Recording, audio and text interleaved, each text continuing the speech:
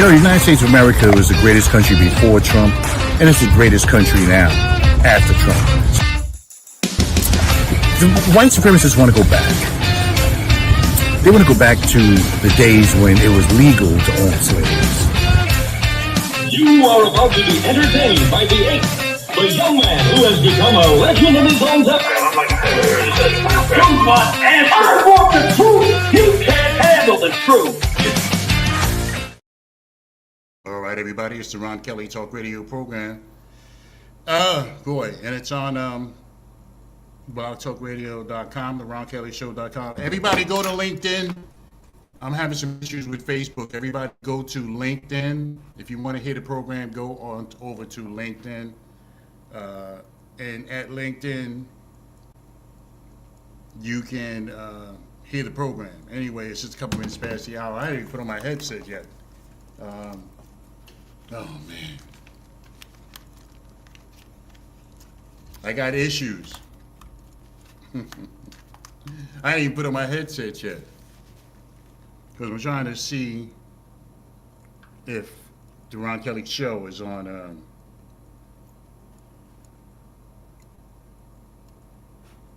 Oh, let me take a break. I'll come back. I'll be back.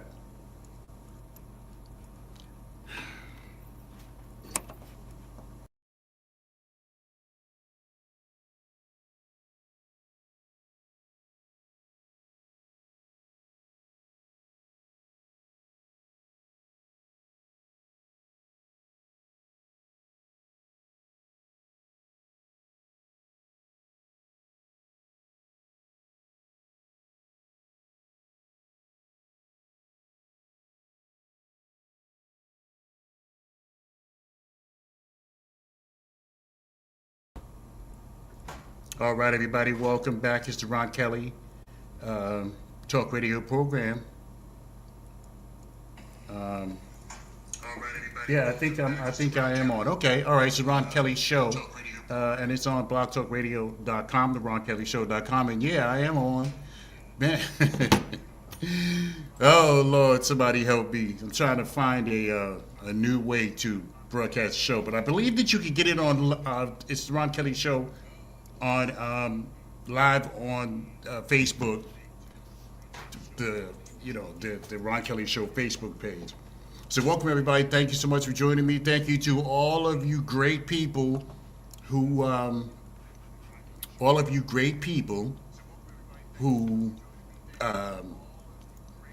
wish me a happy birthday, man. You know, and I appreciate that. I appreciate that. That's some important stuff right there. You know, when people take time out of their daily life to holler at you, wish you a happy birthday. I mean, it was so cool. You know what I mean? It was so cool. And then the church, thank you all, everybody. Thank you. And it was so cool that the church, they had a celebration for the volunteers. They had food and everything. It was great. A lot of people there.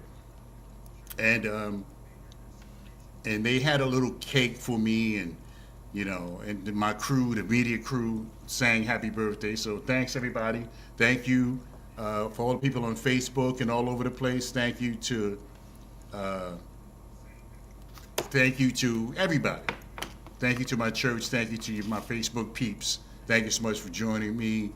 Thank you so much for wishing me a happy birthday. It meant a lot. And like I said, I hope with any luck, I'll be here next year, right here on the Ron Kelly Talk Radio program.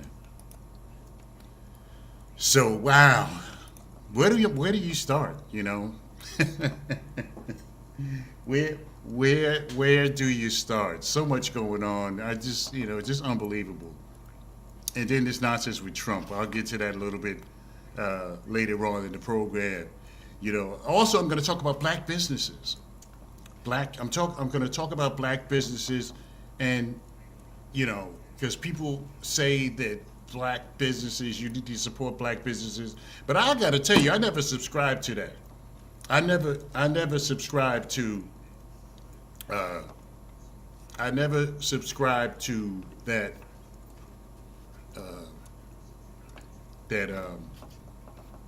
we should support black businesses. I never subscribed to that. I never subscribed to that. You know, I'll tell you why in a couple of minutes. I want to get to the Trump nonsense. And it's the last Thursday before the end of Black History Month. Sunday rather, is the last day of Black History Month. Sunday is the last. Saturday is the last day of Black History Month, I believe. Somebody correct me if I'm wrong, which I'm not wrong often. But yeah. So anyway, it's about 5 or 6 minutes past the hour. It's the Ron Kelly Talk Radio program. Shout out to my people at WBOK, 12:30 a.m. in New Orleans, my people who are probably listening down there. And the audience is building, and you know, we're gonna claim it, like they say, claim some great things coming up in 2026 for the Ron Kelly Talk Radio show. So yeah, so I'll get to the I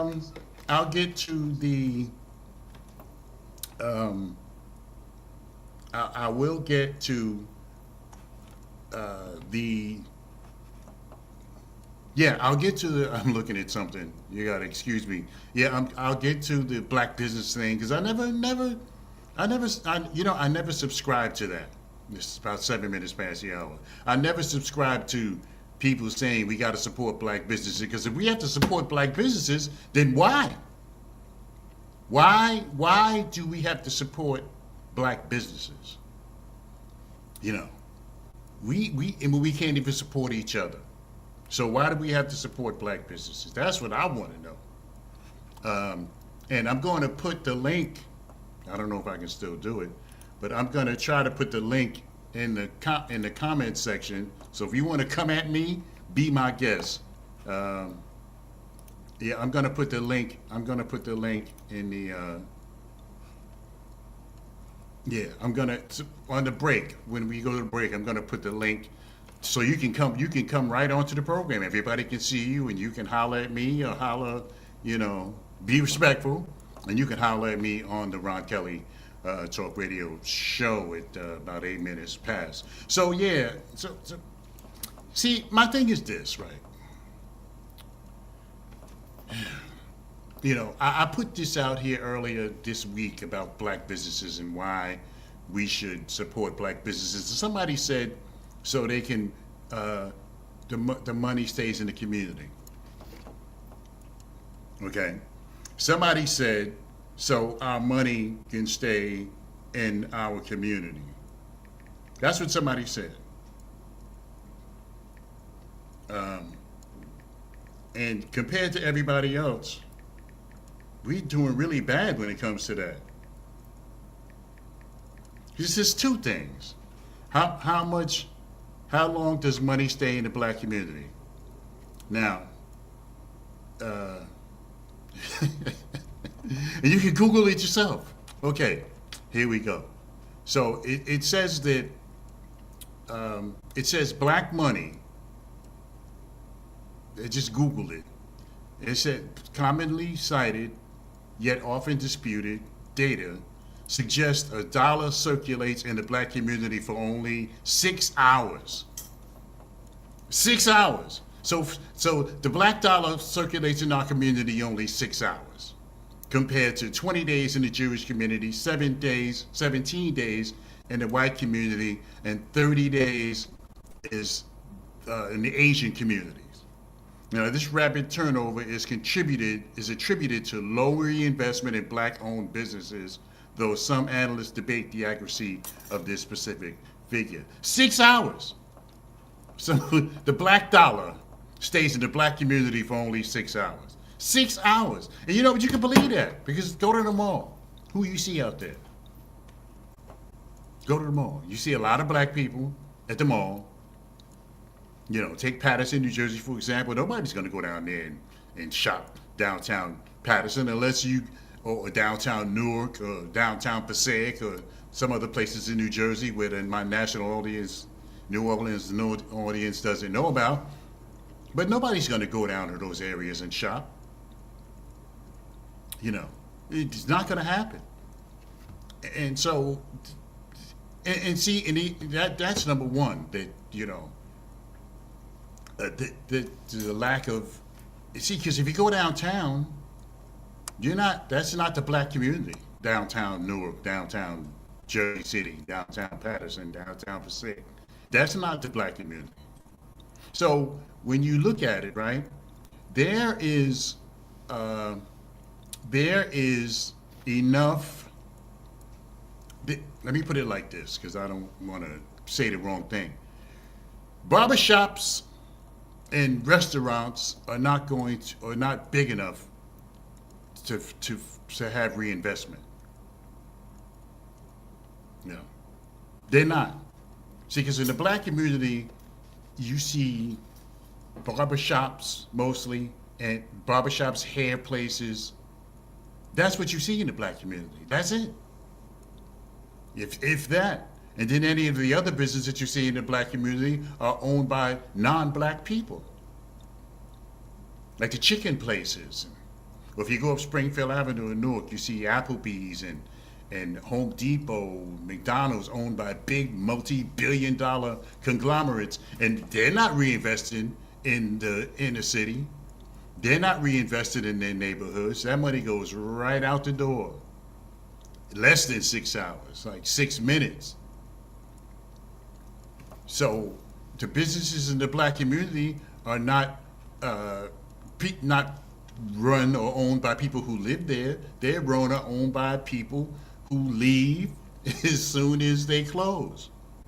And none of the money, the hundreds of thousands of dollars that black folks spend to in the black community,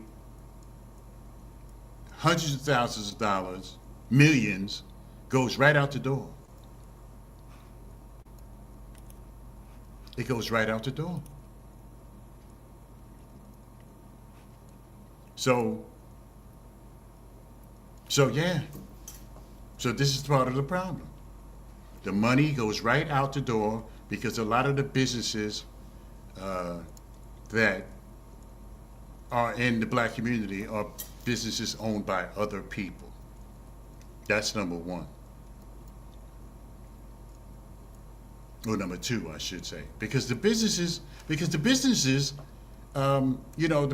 are they're not, when you take a look at the black community, you don't see a whole lot of black businesses, black owned businesses. There's a few, a straggler here or there, but there's not a whole lot.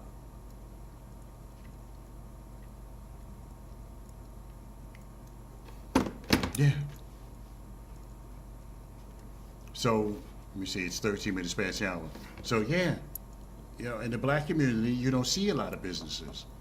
But the ones you do see are owned by other people, outsiders, people who don't live in the community. So when they leave,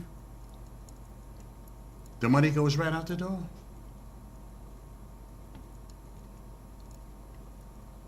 The money, when they leave, the money goes right out the door.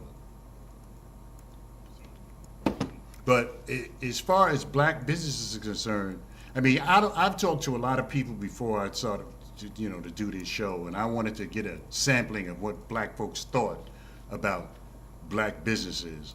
And a lot of them said that, this customer service is poor. Now, I don't know that for a fact, but a lot of them said that the customer service is poor. And the people cop attitudes when you ask, like, is my order finished? This is what I heard. Patrick Lammy, or Dr. Lamb says, how do we promote recycling of funds in the black? Well, you know what, Dr. Lamb, we have to own something. We can't recycle funds in the black community if we don't own anything. And the majority of the businesses, as I said earlier, the majorities of the businesses in the black community are owned by other people. And those people don't live in the black community. So we can't recycle funds if we don't have any businesses. Now, I'm not talking about the barber shop or the hair salon, because a barber shop or a hair salon doesn't generate the type of money that we're talking about. To infrastructure repair, getting rid of the abandoned buildings and so on and so forth. A barbershop doesn't create that kind of revenue. A hair salon or a tattoo parlor doesn't create that kind of revenue. So we got to talk. We have to build ourselves up. Now I know a lady. Matter of fact, my sponsor, America in Porterfield. Now she is a black woman. She started out with a station wagon. She's the exception, unfortunately, but not the rule. She started out with a station wagon 45 years ago. She started out with a station wagon, and she has built her business up to a multi-million-dollar business where she has contracts to transport kids,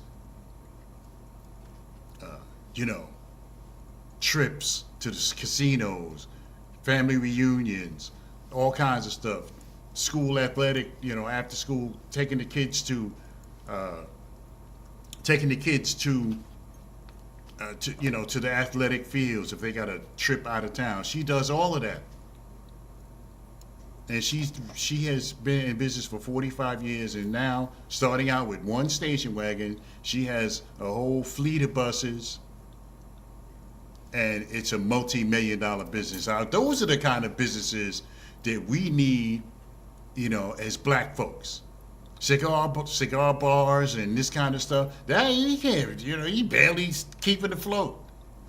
With a cigar bar or something like that, or those are the businesses that black folks have, mostly small businesses.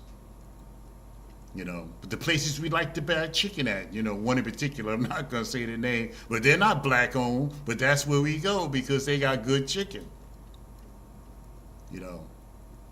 You go look in the black community, you don't even see a restaurant with black folks, So businesses like Amica and Porterfield, like one of my sponsors, is the kind of business that can promote recycling of funds, because what we're talking about is the businesses recycling the funds, not necessarily the people. It's the businesses. So we need to, like I said, a hair salon or a barbershop is not going to generate enough revenue to do anything in the community. So you take a look at One United Bank, for example. Take a look at One United Bank, largest black bank in America. One United Bank.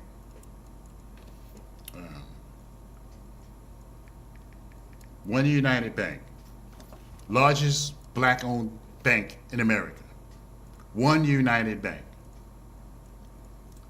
but only has $700 million in assets. One United Bank, largest black bank in America, has $700 million in assets. Now compare that to J.P. Morgan Chase.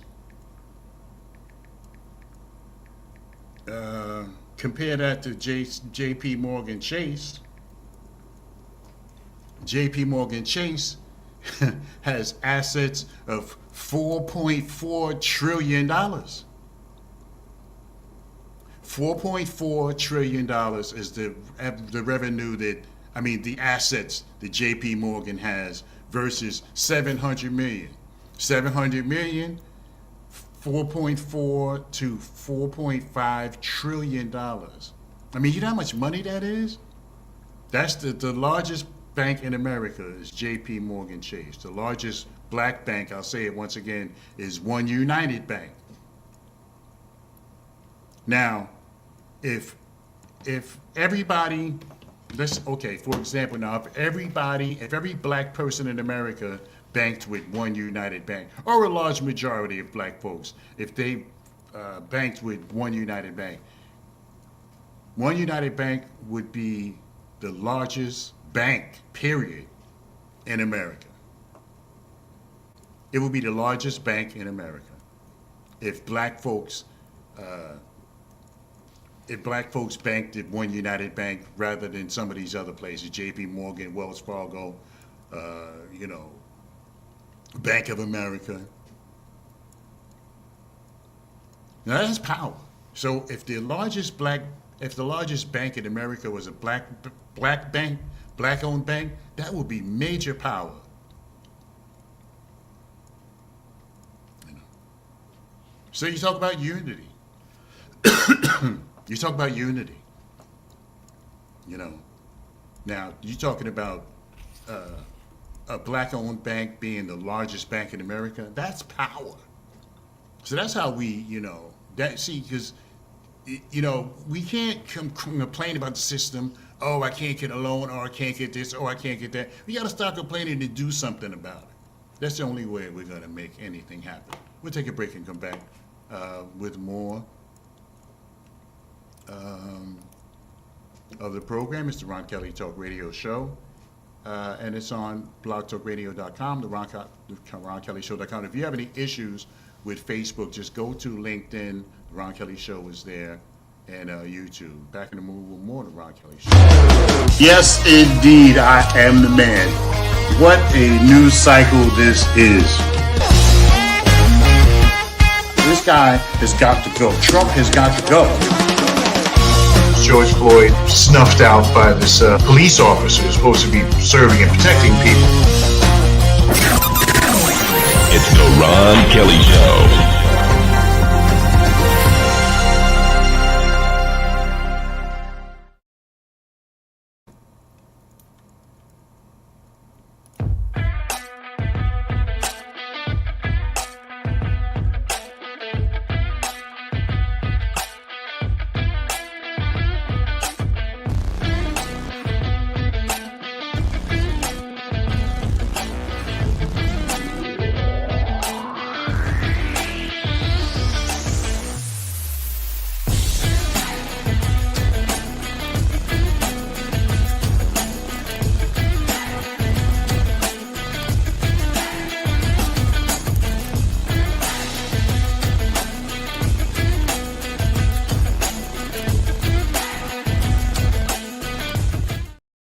All right, everybody, we are back. It's the Ron Kelly Talk Radio program, and it's on blogtalkradio.com, the RonKellyShow.com. I dropped my phone, but because I got the OtterBox, I've dropped my phone many times, but because I got the OtterBox, for some reason, the glass is still good.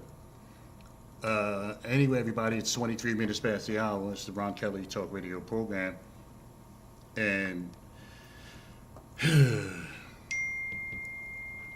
we gotta.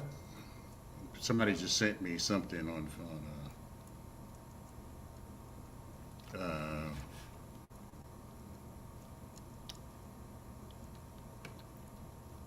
yeah. Yeah, JP. Now I talked about it just a couple minutes ago about a JP Morgan Chase and how big that bank is. 4 trillion. It's a million billion is a trillion, I believe. A million billion is a trillion, I believe. So this company has, it's unbelievable. 4 million billion, I mean, you can't even quantify it, how much money these people have. And our bank is not doing that well now. And okay, and I'm going to move on to another subject, but yeah, okay. I get it that they don't. One United Bank doesn't have all the bells and whistles that the other banks do, because that's where they get you with the convenience. You can cash a check with your phone or deposit a check with your phone. I haven't been to the bank in years. I didn't even have to go there to start the account. I didn't have to go there. You see, and that's the problem with the credit unions, because the credit unions don't have the technology that regular banks do. That's why, I buy cars and stuff through the credit union, but I don't bank there because they're in the Stone Age as far as technology is concerned. You got to go there. If you need something, you got to go there. Wells Fargo, you just call them and they'll send it. JP Morgan Chase, Bank of America, all these other places. You don't have to go there. But some of these banks, like One United Bank, for example, the participation is probably low because you have to go there. This fast-paced world where we, flying around and doing this and that and the third, we don't want to go there. Okay, there may be, Patrick Lamb, he said, Dr. Lamb says there may be other black-owned banks. No, there's not. There's not. No. No. No.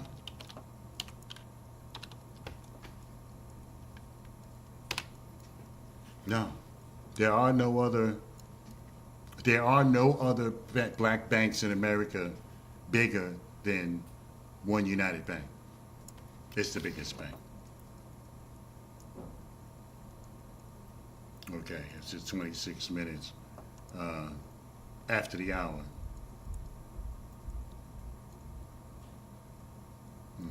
Yeah, I'm just looking at Facebook. Facebook is so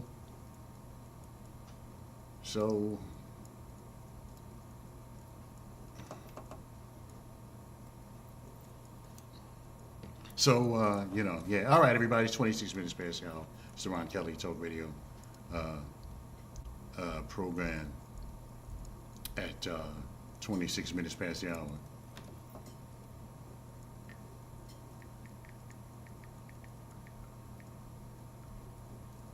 Yeah, so, I mean, and still, anyway, it's, oh boy. Yeah, I almost lost my train of thought for a second. Yeah, once again, everybody, thank you for hooking me up, making my birthday really special this past,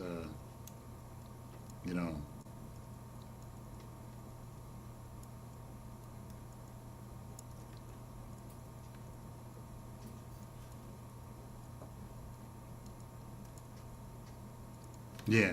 So anyway, you see, because the problem with the black community is unity. That's the problem.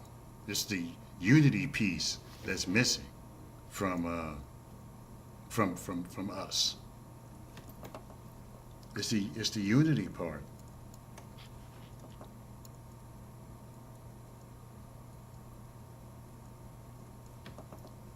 Yeah. That's what it is. It's the unity part, because, until we get that together, see, because the other ethnic groups who are successful are the ones who stick together. Jews don't have to worry about other Jews robbing them or taking their car. Asians don't have to worry about, another Asian person cracking them upside the head to take their stuff. Most other ethnic groups don't have to worry about that, but us. We're the ethnic group, the one ethnic group that preys on each other. It's black folks. We prey on each other, we talk about each other, and we kick each other's back in. That's what we do.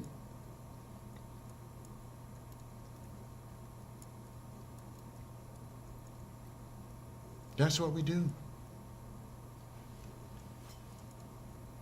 All right, let me see. I'm going to take a quick break and come back with more. It's the Ron Kelly Talk Radio program, and it's on blogtalkradio.com, the RonKellyShow.com.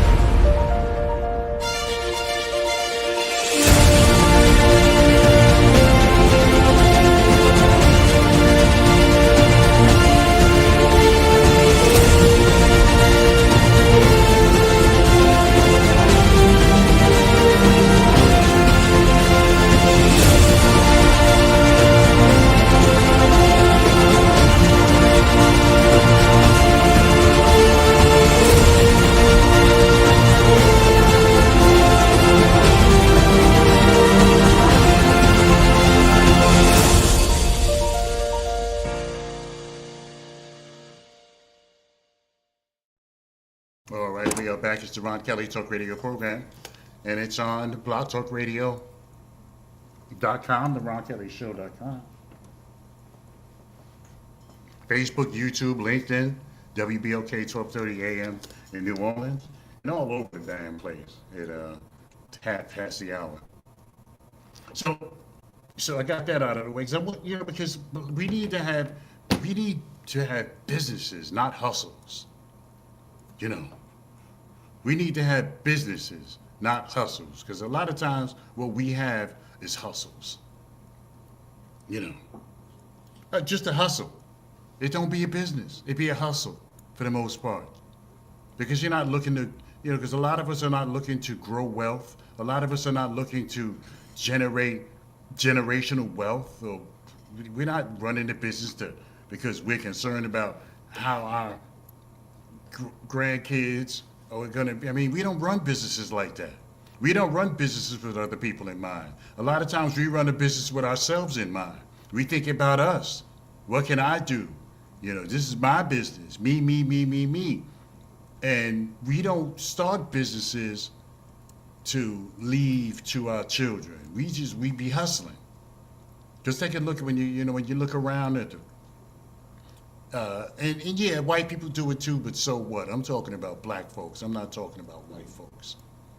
Because white people do meth, so we should do meth too. They do pills, a lot of pills. Black people don't really do pills. So should we do pills too? No. I mean, come on. So at the end of the day, this is what it's about. This is what it's about. And,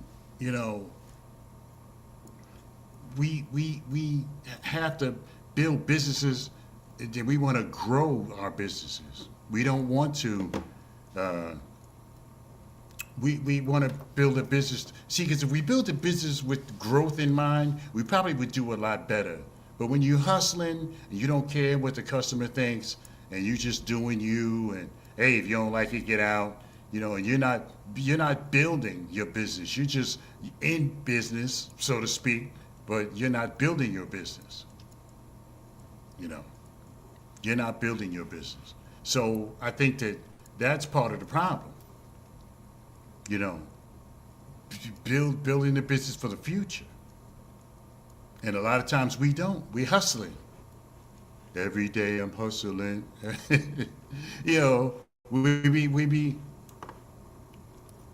We be hustling instead of building the business. And then the first time we make some money, guess what? Now it's time to go buy some stuff. Got to get that hair. $200 for a package of hair that you're only going to wear for a couple of weeks. I mean, come on. So why do we feel the need to make it look like we have more than the next guy? When you listen to rap, it's all about chicks getting disrespected, how much money I got and how many cars I got. That's what you hear when you listen to rap, for example. And I bounce my head to some rap. Even with all of that nonsense in there, I still do. But more often but that's what it is. When you see the music videos, when you see them at the Grammys or whatever the case may be, or just out and about, they got on a $50,000 necklace, $1 million watch. You look at, what's his name, for example, Floyd Mayweather. And I like Floyd Mayweather. But Floyd Mayweather comes on Instagram or whatever with a Louis Vuitton bag with $1 million in it. So why is it that we feel it necessary to, let me see if I'm still on Facebook. Why do we feel it's necessary to show off, to let people see what we're about, to let people see like what kind of car we got? A lot of us buy cars with other people in mind, not thinking about ourselves. but thinking about other people.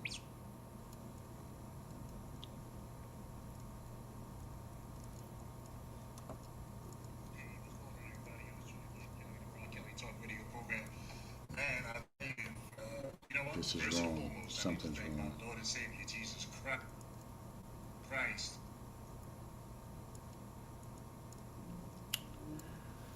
Oh boy, this is really getting on my nerves now. Christ, for allowing me to be here another 319. year. Yes, another